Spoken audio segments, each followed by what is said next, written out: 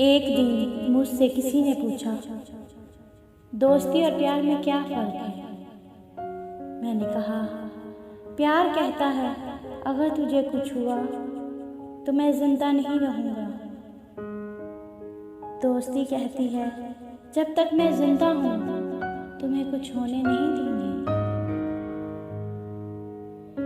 दूर हो या पास दोस्ती बुलाई नहीं जाती।